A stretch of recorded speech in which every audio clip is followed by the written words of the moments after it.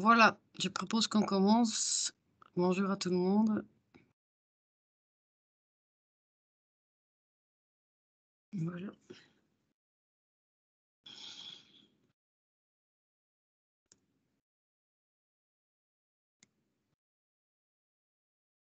voilà, OK. Heu, L'agenda pour aujourd'hui, donc situation épidémiologique, la situation vaccinale avec aussi un petit point sur Novavax et alors aussi un petit point sur, l'ajustement de nos dispositifs, pour le Covid.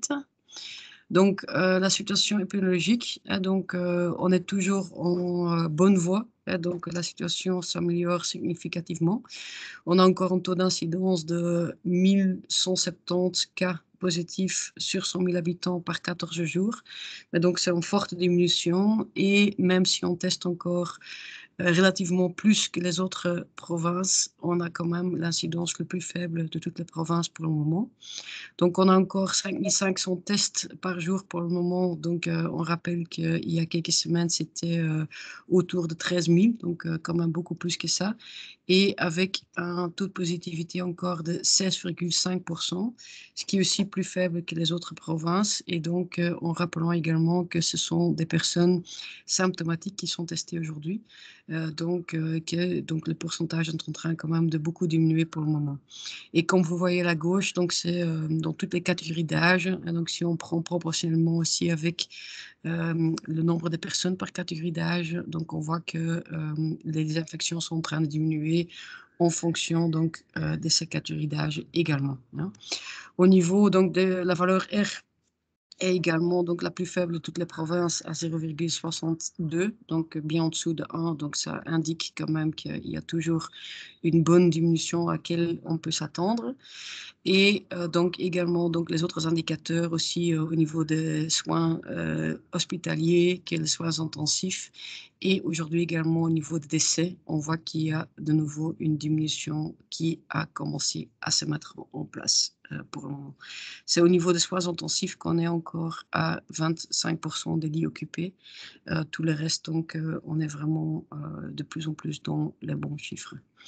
Dus als we kijken naar de epidemiologische situatie, dus dan zien we eigenlijk dat alle indicatoren zich sterk aan het verder verbeteren zijn. Dus de tendens van de vorige week zet zich zeker verder.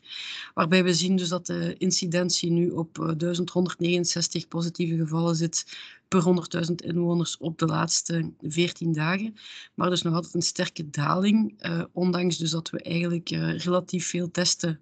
Dus ten opzichte van de andere provincies zit onze incidentie daar een heel pak lager dan de andere provincies. We testen dus veel minder dan een paar weken geleden, waar we toen nog aan een 13.000-tal testen per dag zaten, nu 5.500. Maar ook met een positiviteitsratio die verder zakt. We zitten nu op 16,5%, wat ook lager ligt dan de rest van België. En waarbij we ook in rekening moeten brengen is dat we enkel maar symptomatische personen op dit moment testen. Dus die positiviteitsratio is ook goed aan het dalen. Dat resulteert natuurlijk in een R-waarde die op 0,62 ligt, dus goed onder de 1, wat dus betekent dus dat de infecties verder aan het afnemen zijn. En ook dus op niveau van de hospitalisaties en voor het eerst ook de sterfgevallen zien we dus dat er een daling is ingezet. Dus op niveau van hospitalisaties en intensieve zorg wordt dat verder gezet. Dus dat nog 25% van de bedden op intensieve zorg die bezet zijn in het Brusselse.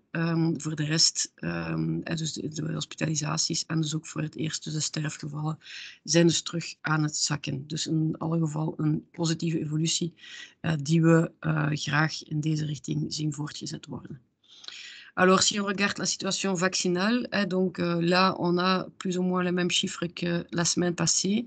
Donc, on a gagné 1% au niveau de la vaccination des doses de booster pour les 18+, donc où maintenant, on a 61% des personnes qui avaient reçu 2 doses qui ont maintenant aussi reçu leur dose de booster. Et donc, pour les 65+, donc le bon résultat, que 70% de la population 65+, a reçu 3 doses, avec donc 82% des personnes qui étaient vaccinées 2 fois. Donc là aussi, on gagne encore 1% dans les 65+, au niveau de ceux qui étaient déjà vaccinés avant.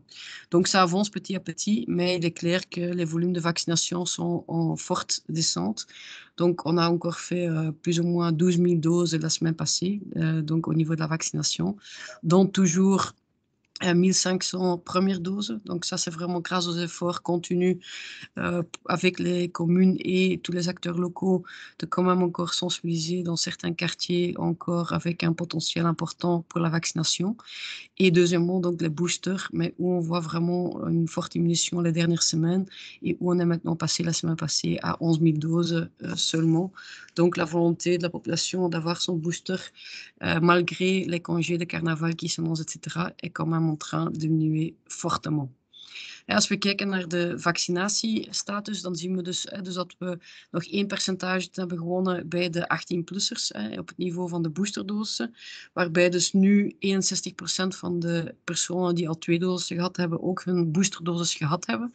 Dus daar stijgen we met 1%. En ook op het niveau van de 65-plussers, waarbij dus toch wel 70% van de ganse bevolking 65-plussers 3 doses heeft gehad, betekent dat dus 82% van degenen die dus al 2 keer gevaccineerd waren. En dus daar hebben we ook 1 procentje, sorry. En we zien wel dus dat onze vaccinatievraag enorm aan het afnemen is. We blijven wel zitten op 1500 eerste doses per week ongeveer, wat een constante is ten opzichte van de weken ervoor en echt wel gerelateerd is door de sensibiliseringsacties en dan de vaccinatie die nog wordt doorgevoerd samen met alle lokale actoren en de verschillende gemeentes en onze sociale partners, om dus op bepaalde wijken nog te gaan sensibiliseren en daarna ook te vaccineren. En daarnaast zien we ook wel dus dat op het niveau van de boosterdosissen toch wel de vraag naar boosters enorm aan het afnemen is. En waarbij we dus vorige week ongeveer nog 11.000 boosterdosissen gedaan hebben, wat dus een serieuze verlaging is ten opzichte van de weken ervoor. Die tendens zet zich verder, ondanks dus wel het feit dat we toch wel richting de carnaval, de krokusvakantie aan het evolueren zijn. Après, donc, il y a encore un nouveau vaccin qui va être introduit à partir du 1er mars, donc c'est mardi prochain. Et donc, c'est le vaccin Novavax qui va être disponible prochainement. C'est un vaccin donc, qui est avec un autre fonctionnement que le vaccin mRNA qu'on a connu précédemment. Donc, on a encore le Pfizer et le Moderna. Le Novavax fonctionne plutôt comme des vaccins qu'on a déjà connus pour d'autres maladies avant. Et donc, avec ce fonctionnement qui est déjà un peu plus, disons, vieux, donc comme type de fonctionnement que pour le vaccin mRNA, on espère quand même pouvoir encore convaincre certaines personnes qui n'ont pas encore eu de première dose. Donc, on vise surtout les personnes en primo-vaccination. Premier groupe cible, ce sont les personnes qui sont allergiques à des composants des vaccins mRNA et donc qui ont été sélectionnés par les centres d'allergésiques et qui vont être invités par eux pour justement avoir leur première dose. Également, donc, des personnes, et ça aussi, ce sont un nombre limité de personnes qui ont reçu, qui ont eu des effets secondaires très importants après leur première dose et donc ils ont un certificat médical pour dire qu'ils ne peuvent plus avoir un vaccin mRNA et donc ces personnes-là vont aussi recevoir le vaccin Novavax maintenant. Vous pouvez étendre votre micro s'il vous plaît. Merci. Et donc, ces 2 groupes, c'est la priorité, mais donc ils vont être invités donc, par les médecins spécifiés dans les centres allergéliques. Je n'arrive pas à prononcer le mot, je suis vraiment désolée. Donc, qui vont être invités par eux et qui vont gérer les processus. Le troisième groupe cible, et c'est très important pour nous, donc c'est en fait le personnel de soins qui n'ont pas encore vacciné. Et là, on sait qu'il y a encore 24% des personnels de soins à Bruxelles, donc habitants à Bruxelles, qui n'a pas encore été vaccinés en première dose. Et donc, comme c'est important, comme ils sont en contact avec des personnes vulnérables, on aimerait quand même encore faire des efforts supplémentaires pour leur inviter à se faire vacciner avec ce nouveau vaccin Novavax. Et donc, le vaccin va être mis à disposition dans les hôpitaux également pour ce but-là, à côté donc des 4 centres de vaccination que vous voyez en bas pour justement inviter le personnel de soins pour se faire vacciner. On va également inviter donc le personnel dans les hôpitaux qui travaillent dans les hôpitaux et qui n'est pas de Bruxelles. On ne va pas faire distinction à ce niveau-là. Quatrième groupe cible, ce sont tous les Bruxellois de 18+, parce que le vaccin est uniquement autorisé pour les 18+, qui n'ont pas encore été vaccinés avant. Et donc là aussi, donc, les personnes sont le bienvenu donc pour se rendre dans un centre de vaccination, donc Anderlecht, Forêt, Molenbeek et Pacheco, donc à partir du 1er mars. Et donc, vous avez déjà la possibilité de prendre rendez-vous via le call center à partir de maintenant. Les rendez-vous dans Bruvax vont être mis à disposition prochainement et donc également sur notre site internet, vous trouverez les informations nécessaires pour pouvoir venir aussi sans rendez-vous pour cette dose de primo-vaccination. Et donc avec ça, on espère quand même encore surtout toucher donc, les personnes qui ne pouvaient pas avoir un vaccin, nombre très limité, le personnel de soins qui a un peu peur de la nouvelle technologie de mRNA, mais donc qui préfère un vaccin qui a un fonctionnement qui a déjà été prouvé dans le passé, et également donc tous les autres Bruxellois de 18+ qui n'étaient pas encore vaccinés avant. Et donc là aussi, on va encore inviter les personnes plus âgées, donc plus à risque. Ils vont aussi encore recevoir une lettre spécifique pour les inviter pour ce vaccin-là, parce que justement, on veut surtout focaliser encore notre taux de vaccination sur les personnes les plus vulnérables. Dus we hebben het nieuwe vaccin van Novavax dat op de markt gaat komen en dus dat in de ziekenhuizen en in 4 vaccinatiecentra ter beschikking zal zijn vanaf 1 maart. We gaan daar heel specifiek, dus in de eerste plaats werken met de personen die allergisch zijn tegen de mRNA-vaccins. Dus de eerste prioriteit zijn de mensen die dus in een allergologisch centrum zijn geweest en die dus daar zijn geïdentificeerd geweest door de artsen dat ze geen mRNA-vaccin, dus een Pfizer of Moderna, mochten krijgen en die gaan uitgenodigd worden. En hetzelfde geldt voor de personen die al een eerste dosis van Pfizer of Moderna gehad hebben en daar een zware allergische reactie hebben gedaan, die ook via die weg zullen uitgenodigd worden, dus voor een Novavax-vaccin. Daarnaast willen we echt wel ook de kans geven dus aan de personen die nog niet gevaccineerd zijn in het verleden en die dus een beetje schrik hebben van de nieuwe technologie van de mRNA-vaccins en dus zich meer willen baseren op de oude technologie van het Novavax-vaccin, dat ook in het verleden al voor andere type vaccins is gebruikt geweest, om die persoon ook een kans te geven om zich nog te laten vaccineren. En dus we gaan daar eerst en vooral de focus leggen bij het zorgpersoneel. We weten dat van de Brusselse zorgverleners er nog 24% niet gevaccineerd is vandaag. En dus die personen gaan in de eerste plaats een uitnodiging krijgen om zich te laten vaccineren in het ziekenhuis, waar wij dus geen onderscheid maken tussen Brusselaars en niet-Brusselaars. En daarbuiten ook alle andere zorgpersoneel die in een van de vaccinatiecentra kan komen. En daarnaast kunnen dus ook, als er nog vaccins over zijn, kunnen ook dus de andere Brusselaars boven de 18 jaar die nog niet gevaccineerd zijn, ook terecht in een van onze centra. En dus die centra zijn dus Anderlecht, Vorst, Molenbeek en Pacheco. Die zullen dus het Novavax-vaccin ter beschikking stellen vanaf 1 maart op wel bepaalde dagen. En dus er kan een afspraak gemaakt worden via het callcenter om dus al een Novavax-vaccin te reserveren vanaf vandaag. Vanaf het einde van de week zullen er ook afspraken kunnen gemaakt worden in Bruvax. En zal natuurlijk ook de informatie op onze website ter beschikking zijn om te kijken welk vaccin op welk moment ter beschikking is in welk vaccinatiecentrum. Maar dus is nog een nieuwe injectie, om het zo maar te zeggen, voor onze vaccinatiecampagne, waarbij we vooral hopen dus dat de mensen die zelf vulnerabele zijn, dus die zelf een beetje risicopatiënten zijn, dat die vooral zich nog gaan laten inschrijven voor een eerste vaccinatie en dan ook het zorgpersoneel, dus de personen die in contact zijn met dus de fragiele bevolking, dat die zich in de tweede plaats ook zeker kunnen laten vaccineren, met natuurlijk in de allereerste plaats de personen die zich nog niet hebben kunnen laten vaccineren omwille van allergische reacties. Dus dat is eigenlijk nog een stukje waar we dus toch wel op willen focussen, ook in de komende weken. Après ça, donc un petit rappel que demain soir, il y aurait le premier webinaire pour donc les parents qui aimeraient avoir plus d'informations sur la vaccination de 5 à 11 ans. Et donc le 9 mars, une même séance en néerlandais, donc, où on peut aussi donc, s'inscrire sur le lien que vous trouvez ici sur le slide. Dus daarnaast is ook het webinar dat we morgenavond organiseren voor in het Frans, dus voor de ouders van 5 tot 11-jarige kinderen, om alle vragen rond de vaccinatie van hun kinderen beantwoord te zien. En eenzelfde versie zal ook doorgaan in het Nederlands, dus op 9 maart. En dus u kan dus inschrijven via de link die u hier ter beschikking vindt. Donc après, donc un point quand même qu'on voulait aussi vous informer un tout petit peu, c'est en fait qu'on est en train d'ajuster donc nos différents dispositifs.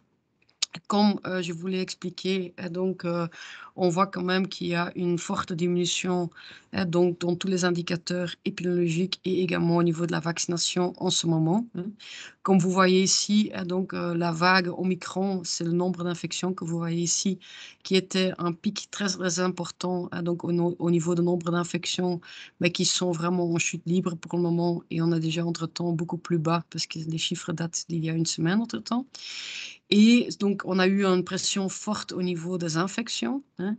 Grâce à toute la préparation, on a pu bien contrôler ces vagues d'infection et je pense que le plus grand impact a eu lieu au niveau des absentismes, pas pour le reste, parce qu'on voit également qu'au niveau des hospitalisations, où on voit en bleu donc la courbe des hospitalisations et au niveau des soins intensifs en rouge, qu'on voit que l'impact était beaucoup moins élevé que les vagues précédentes.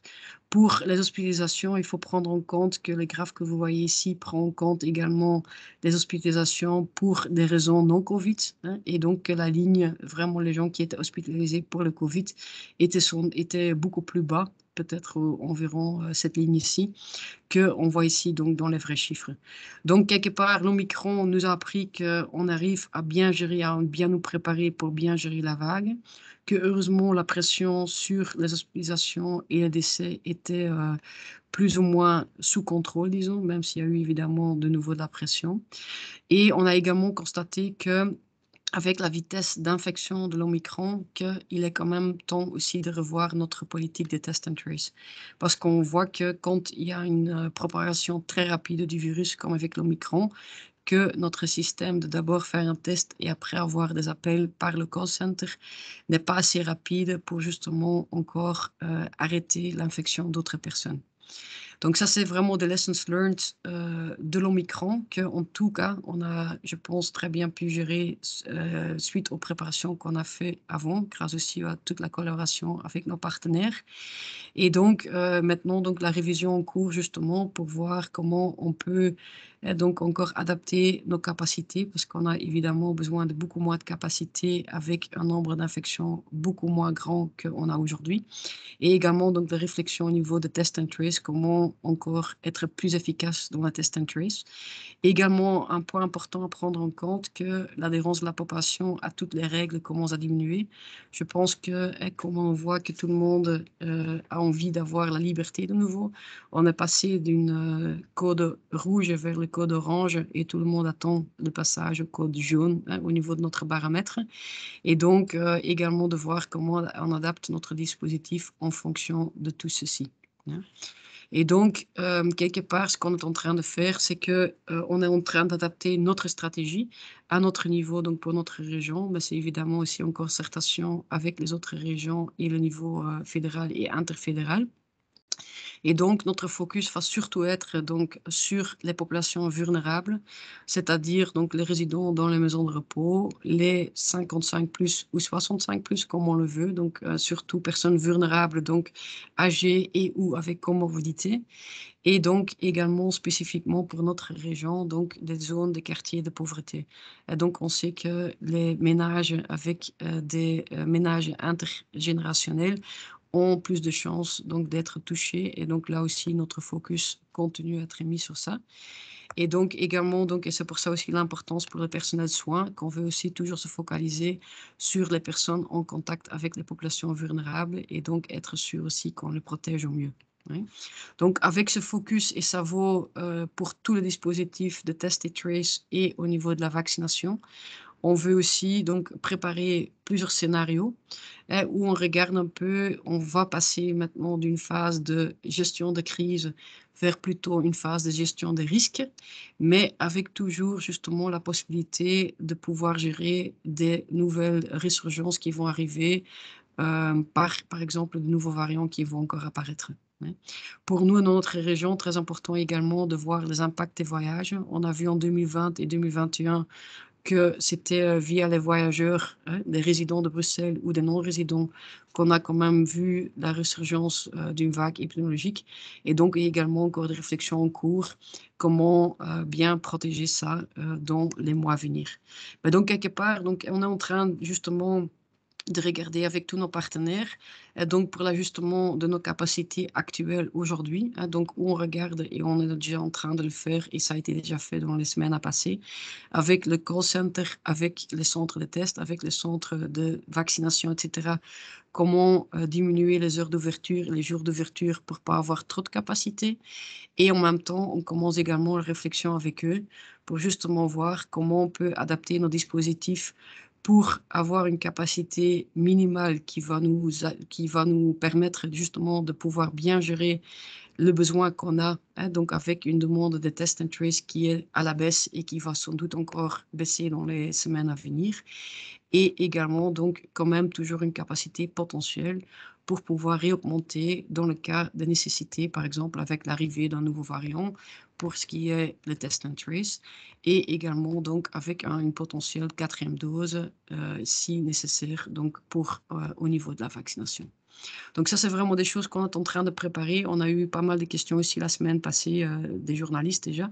Et donc, on voulait quand même aussi vous informer que justement, tous ces plans sont en cours, sont en préparation et que dans les semaines à venir, voilà, on va très étroitement collaborer avec les différentes communes, avec nos partenaires des hôpitaux, avec les partenaires de la première ligne, avec la Croix-Rouge et d'autres partenaires justement pour s'assurer que on peut avoir cette capacité de transition et une capacité au niveau minimaliste, entre guillemets, pour pouvoir gérer les risques, mais avec toujours ce potentiel de pouvoir faire un upscaling en cas de besoin. Et évidemment, en espérant qu'on va passer petit à petit dans une phase endémique dans les mois à venir. Voilà, donc ça c'était quand même aussi quelque chose qu'on voulait encore vous donner comme information. Dus nog eventjes om terug te komen in het Nederlands. Dus we zijn dus ook bezig met de aanpassing van onze verschillende capaciteiten, dus van ons dispositief dat we in plaats hebben gezet. En we zien enerzijds dus dat we de Omicron-vagen, de Omicron-golf, toch wel heel goed voorbij zijn. En we zien hier nog de infecties nog tot vorige week. Ondertussen zitten we al een heel stukje lager. En je ziet dus hier de grote piek die we gekend hebben, maar waarbij we dus nu ook dus terug een sterke daling zien. Waarbij natuurlijk de vraag naar test and trace veel lager wordt, omdat er veel minder infecties zijn. Daarnaast hebben we ook gezien dat grotendeels dankzij de vaccinatie de impact op de ziekenhuisopnames en zeker op de intensieve zorgen tijdens die 5e golf veel lager is geweest dan in de voorbijgaande golven. En waarbij je dus moet rekening houden dat dus voor de 5e golf de echte hospitalisaties omwille van COVID een stuk lager liggen dan degene die hier op de grafiek ziet. Omdat er heel wat mensen die voor andere redenen dan COVID werden gehospitaliseerd toch positief zijn getest geweest. En dus waarbij we kunnen zien, en wat ook de experts ons zeggen, dat we toch wel een aantal kalmere maanden tegemoet gaan, waarbij er minder kans is dat er een nieuwe golf zal gaan optreden. Dat is enerzijds de vaststelling van de Omicron, dat we daar voorbij zijn en dat we in betere vaarwaters terechtgekomen zijn. Tweede is dat we zien dus dat we allemaal goed beheerd hebben en dus dat we meer en meer capabel ook zijn om de zaken goed te kunnen inschatten en toch de juiste dispositieven te hebben. Het derde is dat we gezien hebben ook dus dat we met onze test and trace vandaag met een zeer sterk en snel verspreidende variant zoals de Omicron eigenlijk ons test and trace systeem niet meer aangepast is en dus dat eigenlijk de doorlooptijden van test and trace te lang zijn om eigenlijk de propagatie van een Omicron variant tegen te kunnen houden. Dus we moeten veel meer denken aan een soort van zelfbeheer en waarbij mensen die symptomen hebben zich in isolatie zetten, eventueel een zelftest doen en een contact te verwittigen als ze positief zijn, dan via een heel complex test-and-trace systeem te gaan. Daar zijn ook reflecties rond bezig van hoe we daarmee verder gaan. En een laatste vaststelling is dat we zien dus dat inderdaad ook wel de bevolking een beetje het gevoel heeft dat COVID zowat voorbij is. En dus dat we ook zeer goed moeten nadenken over hoe we verder gaan met ons Jans COVID-beheer, om ook niet het vertrouwen van de bevolking te gaan verliezen. En waar we dus ook wel zien, dat is het andere gevolg daarvan, dus dat ook onze vaccinatiecapaciteit vandaag veel hoger ligt dan de vraag nog naar vaccins binnen de bevolking. Ja. Omwille van die reden zijn we dus inderdaad onze strategie aan het aanpassen en zijn we op dit moment aan het evolueren van een crisismanagement naar meer een risicomanagement. En waarbij we natuurlijk hopen dat we meer en meer naar de endemische fase kunnen evolueren, maar waarbij we nog altijd wel de mogelijkheid moeten hebben om, als er toch een nieuwe gevaarlijke variant optreedt, als er toch opnieuw druk komt op de ziekenhuizen of op de sterfgevallen, dat we zeer snel kunnen schakelen en dat we in staat zijn om terug de nodige capaciteit te kunnen opbouwen en natuurlijk ook de bevolking daar ook toe te kunnen laten adhereren op dat moment. En dat betekent dus dat onze strategie meer en meer zich gaat gaan focussen op de bevolking dus die at risk is, dus met de kwetsbare bevolking. Dus dat betekent in de eerste plaats dus de residenten van onze woonzorgcentra, de 65-plussers of 55-plussers met comorbiditeiten. En ook onze armere wijken natuurlijk, die altijd meer met risico zitten. En dus waar we zeker blijven focussen, waar er vooral huishoudens zijn met meerdere generaties binnen één huishouden. Waar we zeker ook wel willen de oudere en de meer fragiele bevolking daar willen beschermen. En natuurlijk ook, en vandaar ook toch nog altijd de focus ook van Novavax, om ook de personen die in contact zijn met die kwetsbare bevolking, dus in de eerste plaats de zorgverleners, om die ook nog zeker aan te zetten om de juiste maatregelen te blijven volgen en zich zeker ook te laten vaccineren. Dus daarnaast zijn we ook in reflectie dus rond een aantal scenario's voor de toekomst, dus die hopelijk gaan wijzen op een einde van de pandemie en dus meer naar een endemische fase te gaan, maar nog altijd met de mogelijkheid dus om terug moeten op te schalen als het nood is aan een nieuwe capaciteit, bijvoorbeeld als er een nieuwe variant optreedt. En zeker voor onze regio hebben we in de vorige 2 jaar altijd gezien dus dat eigenlijk de nieuwe golven altijd begonnen zijn door de reizigers, zowel inwoners van Brussel als andere personen. En dus vandaar ook bij ons een zeer speciale aandacht om daar te kijken ook hoe we daar ook mogelijke nieuwe invasies toch kunnen tegengaan en zeker ook samen met de andere regio's een goed vigilance systeem kunnen opbouwen om zeker te zijn dat er geen nieuwe varianten binnenkomen. Dus op basis van deze 2 gegevens zijn we dus nu samen met onze partners bezig om te kijken in de eerste plaats hoe we de capaciteit van vandaag, die eigenlijk dus veel te hoog is ten opzichte van de nood aan capaciteit, om hoe die op de beste manier kunnen afbouwen. Dat zijn discussies die al bezig zijn en waar al de nodige aanpassingen gebeurd zijn, maar nog steeds verder gaan, om zowel op het niveau van ons callcenter als op het niveau van de testcentra, als de vaccinatiecentra, dus de huidige capaciteit naar beneden te halen, dus door een aantal personen, het aantal openingsuren en zo verder te gaan verminderen. En daarnaast zijn we ook dus bezig om te kijken van hoe we onze transitieplannen samen met onze partners op de best mogelijke manier vorm kunnen geven. En dan moeten ze met de komende weken veel duidelijker worden waar we naartoe gaan op welk moment. Voilà, donc ça c'était tout pour aujourd'hui. Donc on voulait juste encore dire, ça suffit à voir donc avec la transition de phase de crise vers phase de risque, qu'on veut également donc proposer. Donc on fait plus de points presse toutes les semaines, mais donc on va passer à un régime de toutes les 2 semaines. Et donc le prochain point presse sera le 8 mars. Et donc par la suite 2 semaines plus tard, donc ça va être autour du 22, j'imagine, mars par la suite. Dus ook in het kader dus van het risicobeheer gaan we dus ook onze perspunten van frequentie laten dalen. En dus we gaan nog 1 keer om de 2 weken een perspunt doen. En het volgende zal plaatsvinden op 8 maart. Ik weet niet of er vragen zijn. Dankjewel nog voor de aandacht. Oui, Grégory était le premier. Bonjour Madame Neven, merci. En fait, par rapport aux chiffres que vous donniez justement sur la vaccination, j'avais remarqué en analysant les chiffres de Cienzano que durant le mois de janvier, on était pour les premières et deuxièmes doses à plus ou moins une augmentation de 0,4% sur 2 semaines, alors que justement en février, on est à plus 0,6%, donc il y a quand même une augmentation un peu plus significative. Et donc de votre côté, vous n'avez pas l'impression justement que ça monte plus vite ces derniers temps, notamment du fait que il y avait le CST, à un moment on annonçait qu'avec le booster, il fallait avoir le booster pour avoir le CST. Peut-être que ça a justement un peu comment dire, augmenté le nombre de vaccinés à Bruxelles. Non, on voit vraiment une autre tendance et je pense que OK. dans les chiffres de Cienzano, il y a eu un retard à certains moments d'une semaine dans, la publication des chiffres et donc ça pourrait expliquer, je suis pas à 100 sûre, hein, mais ça pourrait Oh ouais, expliquer pas de souci. justement ce que vous voyez. Mais donc nous, on voit clairement qu'on est passé de, 40 000 à 34 000 à 24 000 à 18 OK, 000 OK. en 12 000 doses par semaine. Donc, on voit très clairement une tendance à la baisse. OK, OK.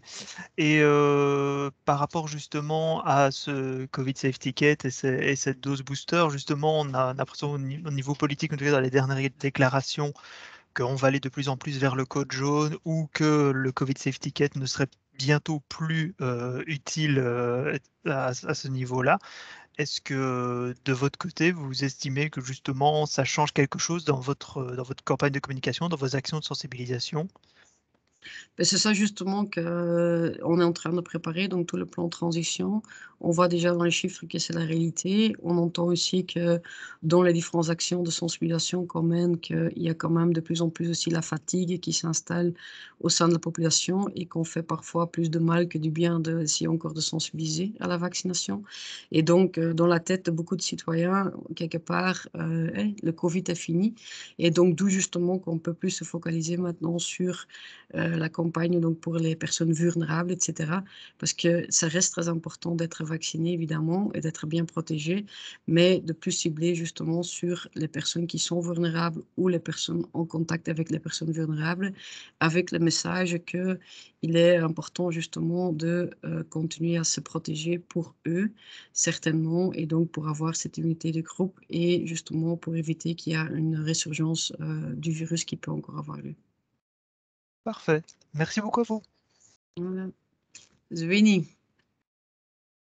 Oui, bonjour. J'avais encore quelques questions. Au vu de la situation épidémiologique et des tests qui sont, à la baisse, comment est-ce que vous appréhendez un peu les congés de carnaval? Est-ce que vous attendiez à une augmentation des contaminations, au retour? Ben, on attend un peu, en fait, qu'il y aurait quand même une sorte de stabilisation, je pense plutôt. C'est un peu ça que les experts nous indiquent. Plutôt une stabilisation des infections et plus une baisse comme on la connaît maintenant, hein. Donc on est toujours à moins 40%, 43% vis-à-vis, la semaine passée. Et donc avec, donc le passage en zone en code orange, avec également les congés, avec aussi les étudiants qui sont revenus de leur semaine de congé la semaine passée, que là aussi, on s'attend plutôt à une stabilisation pour un peu de temps et par après de nouveau une diminution. Mais à voir dans les semaines à venir, mais en tout cas au niveau de la capacité de test and trace, on voit, allez, quand même une forte diminution et c'est ça que justement aujourd'hui on adapte les capacités aux besoins d'aujourd'hui, avec toujours cette réserve évidemment pour avoir un peu plus de capacité si nécessaire. Mais donc de quand même ajuster, on n'attend pas non plus qu'on va faire fois 2 ou fois 3 dans les semaines à venir. Mmh. Justement par rapport à cet ajustement, notamment au niveau des points de vaccination, sur base de quels critères est-ce que vous avez décidé de fermer, et de réduire les plages horaires de tel et tel point de vaccination? Beh, justement, c'est en discussion avec nos partenaires qu'on regarde chaque fois quel est le nombre de vaccins qui sont faits, quel est, le nombre d'ouvertures qu'on a et qu'on essaie justement d'ajuster, le nombre de lignes qui sont ouvertes, les heures d'ouverture et cetera. Mais donc c'est un processus en continu, mais où justement on voit quand même que maintenant on est en forte diminution justement pour, adapter au mieux les capacités nécessaires aux demandes. On a atteint le plafond pour la primo-vaccination? Ben non, comme je l'ai dit, donc on vaccine toujours, 1 500 personnes, par semaine en première dose. Donc ça veut dire qu'on trouve encore, des personnes. Un peu un mélange, je pense, entre, ceux qui veulent encore l'avoir pour le CST, mais donc, de moins en moins. Mais donc surtout, par des actions de sensibilisation très spécifiques pour une population, qui n'était pas encore, touchée ou, voilà, pas encore de cette manière-là, où on arrive quand même toujours à convaincre quelques personnes. Mmh. Et alors dernière question par rapport au Novavax, je veux savoir est-ce qu'il y a vous avez déjà effectué, combien de doses seraient réservées par, chaque groupe cible que vous avez identifié? Et pour, les 18+, comment est-ce que ça va se passer puisque vous préférez, privilégier les personnes les plus vulnérables? Comment est-ce que ceux qui n'ont pas encore été vaccinés, qui voudraient avoir ce vaccin vont pouvoir être vaccinés? Ben, on a des doses qui sont réservées justement pour les centres allergéniques, donc, qui vont avoir leur dose à leur disposition. Et pour tout le reste, donc les hôpitaux peuvent avoir des vaccins donc, après sondage de leur personnel, hein, donc ils veulent être encore vaccinés. Et pour les centres, donc on va mettre à disposition pour tout le monde. Donc on ne va pas faire de distinction entre le personnel de soins et les autres personnes qui veulent encore avoir les vaccins. On part du principe qu'il y aurait accès de vaccins et s'il n'y a pas, on peut voir chez les autres régions si on ne peut pas disposer un peu d'autres vaccins de leur part. D'accord, ok. Merci beaucoup. Voilà. Jean? Ah non, pardon, Maïté, pardon, excuse-moi. Dat is geen probleem. Goedemiddag. Ik had een klein vraagje over Novavax. Worden daar ook boosters van gegeven? Of zijn we daar nog niet? Of is dat niet nodig? Of wordt daaraan gedacht? Dat is een reflectie. Op dit moment heeft EMA dat nog niet goedgekeurd. Dus vandaar dat we momenteel op 2 doses blijven. Maar in principe zou in de komende weken of maanden EMA ook wel dus die boosterdosis moeten goedkeuren. En dan zou het inderdaad ook de bedoeling zijn dat die mensen ook de booster krijgen met het Novavax-vaccin. Maar het is nog een bespreking. Ook of het dan Novavax is of een mRNA-vaccin. Dat is allemaal nog verder in onderzoek. Oké, dank u wel. Alsjeblieft. En dan nu Jean. Oui, bonjour. Ce week-end, j'ai appris qu'on avait signalé à certaines personnes qu'elles n'étaient plus attendues dans les centres de testing et ou de vaccination. Ce sont des personnes qui ont des contrats sur des périodes très, très courtes. Comme on est en train de revoir la capacité, je voudrais savoir ce qui a déjà été décidé et combien de personnes cela concerne par rapport à ce type de contrat. Ben, c'est très difficile pour vous répondre comme ça. La seule chose que je peux dire, c'est que on essaye toujours de travailler en étroite collaboration, hein, donc avec tous nos partenaires et justement de les traiter aussi d'une façon très humaine. Donc, c'est pas le but qu'on met quelqu'un à la porte du jour au lendemain. Évidemment, il y a pas mal de gens qui travaillent avec des contrats d'intérim et donc ils savent qu'ils signent des contrats aussi pour une semaine. Et donc, on ne va jamais interrompre un contrat, hein, donc sans regarder les conditions contractuelles qu'il faut respecter. Et on le fait aussi justement ensemble avec tous nos partenaires pour justement être sûr qu'on peut le faire justement d'une façon le plus humaine possible. C'est grâce à tous les gens qui ont travaillé longtemps dans les centres et dans le call center qu'on a pu justement bien gérer cette crise. Et donc, on veut aussi être très respectueux vis-à-vis d'eux. Enfin, mais ici, il y a eu une grosse augmentation justement à cause du pic de l'Omicron. Et donc là aussi, on a renforcé les capacités. Et donc, c'est surtout cette capacité en surplus qui était très temporaire et que les gens le savaient, qu'on est en train de réduire en première phase. Et maintenant, donc, on prépare la suite ensemble avec des partenaires et en respectant justement aussi les aspects humains. Ok, merci. Voilà. Nog andere vragen? Quelqu'un d'autre encore? Non? Ok, alors je vous souhaite tous une très belle après-midi. Bonne journée. Bedankt. Bedankt. Bedankt. Au revoir.